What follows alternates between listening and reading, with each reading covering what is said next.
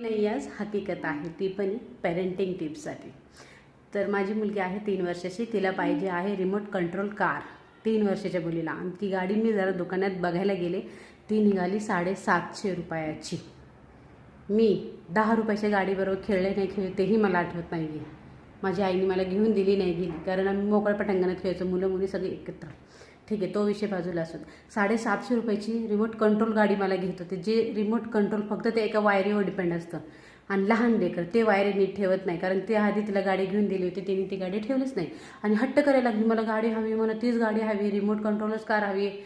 मी म्हटलं नाही भेटणार, ती महाग आहे खूप, आणि ती लहान लेकरासाठी अजिबात नाही. रडली 4-5 दिवस. नंतर मी काय केलं, विदाऊट रिमोट कंट्रोलची तिला एक गाडी घेऊन आली. ती 100-200ला भेटली मला, ती मला परवडत होती. आणि मला असं वाटत होतं की ती त्याच गाडीने खेळा. मग तिला घेऊन आली घरी मी ती गाडी. तिला म्हटलं हे बघ ही गाडी. तर ती म्हटली का? म्हटलं लहान लेकरांनी रिमोट कंट्रोल गाडीने खेळायची नाही, ती गाडी महाग आहे, आम्ही तुला घेऊन देऊ शकत नाही. मग नंतर ती म्हटली हो काय, ठीक आहे म्हणे, मग नंतर नाही मागणार, महाग गाडी आहे ना ती, मग मी ह्याच गाडीने खेळ. बी प्रॅक्टिकल विथ युअर किड, एवढंच मला सांगायचं आहे. आणि तुमचे ह्यावर काय विचार आहे मांडा प्लीज माझ्या कॉमेंट सेक्शनमध्ये.